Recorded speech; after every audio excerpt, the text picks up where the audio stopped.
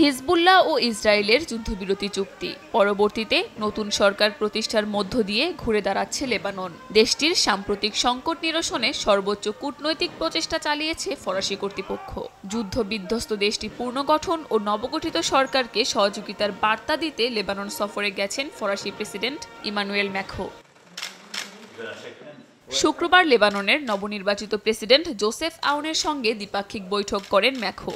বৈঠকে উঠে আসে লেবাননে ইসরায়েলি হামলার বিষয়টি। ম্যাখো জানান, ফ্রান্স চায় লেবানন থেকে দ্রুত সব সেনা প্রত্যাহার করবে ইসরায়েল। লেবাননের সার্বভৌমত্ব রক্ষাকে সমর্থন করেন বলেও আউনকে জানান ম্যাখো। বৈঠকে ফ্রান্স লেবাননের মধ্যকার দীর্ঘদিনের সম্পর্কের কথা স্মরণ করেন ফরাসি প্রেসিডেন্ট। জানান, লেবাননের নতুন সরকারকে সর্বোচ্চ সহযোগিতা দিয়ে পাশে থাকবে ফ্রান্স।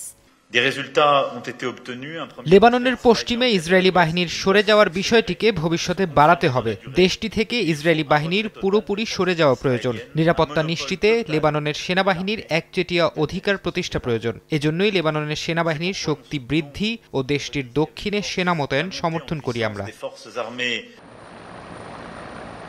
এদিকে লেবানন সফরে গেছেন জাতিসংঘের মহাসচিব আন্তোনিও গুতেরেসও। শুক্রবার তিনি দেশটির দক্ষিণাঞ্চলে জাতিসংঘের শান্তিরক্ষী বাহিনীর সদস্যদের সঙ্গে দেখা করেন। বাহিনীটির বেশ কয়েকটি অবস্থান ঘুরে দেখেন গুতেরেস। প্রশংসা করেন ইসরায়েলের টানা হামলার মুখে শান্তিরক্ষী বাহিনীর সাহসিকতার।